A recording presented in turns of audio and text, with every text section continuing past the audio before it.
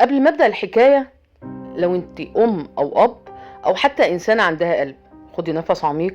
القصه دي مش سهله. القصه دي عن بنت اسمها ساره.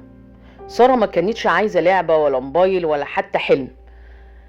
ساره كانت عايزه تعيش. ساره اتولدت زي اي بنت في الدنيا، ضحكه صغيره وعين بريئه وصوت خفيف، لكن الحظ ما كانش رحيم. وهي عندها 4 سنين أبوها وأمها انفصلوا. مش أول ولا آخر بيت يتطلقوا، بس اللي حصل بعدها كان جريمة. في الأول سارة كانت مع أمها في حضنها، بتأكلها بترعاها، لكن بعد سن الحضانة الأب طالب بالطفلة، واتعملت جلسة عرفية ومن غير ما حد يسأل الطفلة عايزة ايه اتاخدت من أمها واتسلمت لأبوها.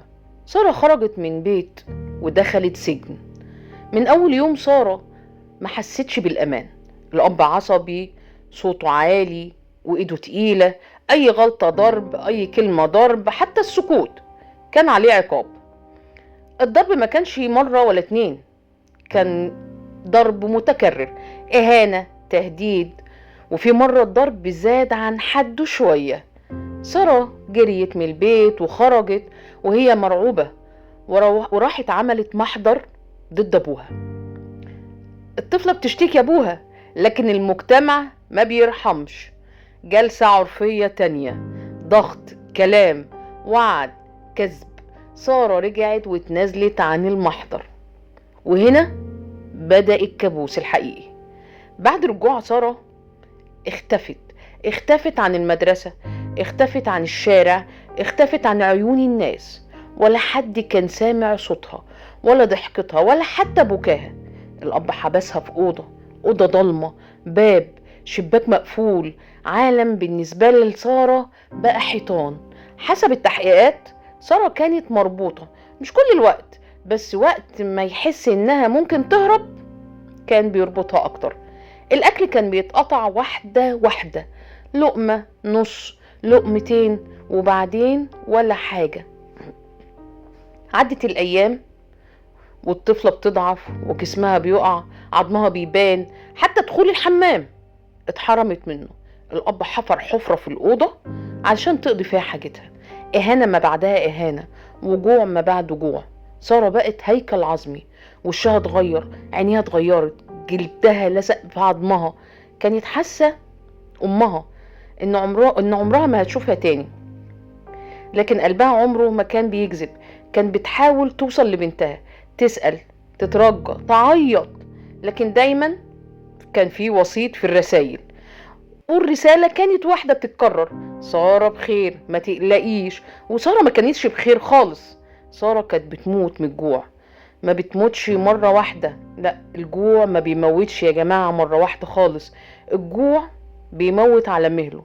جسم سارة دخل في جفاف شديد، وقعت وأعضائها بدأت تفشل وهي لوحدها في الضلمة من غير صوت، لحد ما سكتت خالص. سكتت خالص. تقرير الفحص الطبي ذكر كالآتي: نقص الوزن حاد جدا، ضمور شديد في العضلات، جفاف عام بالجسم، هبوط حاد في الدورة الدموية، فشل في أعضاء حيوية، آثار إهمال وسوء تغذية لفترة طويلة. وسبب الوفاة سوء تغذية حاد أدى إلى الوفاة. يعني ببساطة الطفلة ماتت من الجوع.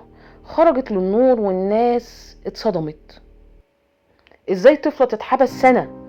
ازاي تتحرم من الأكل؟ ازاي تموت ومحدش ينقذها؟ أسئلة كتيرة ووجع أكتر. سارة ماتت بس محدش نقذها. سارة ماتت وهي عندها 19 سنة. سارة ماتت ومحدش كان سامع قصتها. سارة ماتت ولما راحت المستشفى بدأت قصتها تخرج للنور.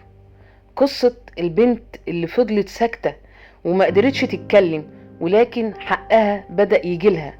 لازم قصة سارة دي تعيش، عشان كل طفل ساكت، علشان كل بنت محبوسة، علشان كل روح مستنية حد يسمعها. لو شكيتي بلغي، لو حسيتي ما تسكتيش. السكوت بيقتل. ارحموا اللي في ايديكم قبل ما يتحولوا قصة وجع زي سارة.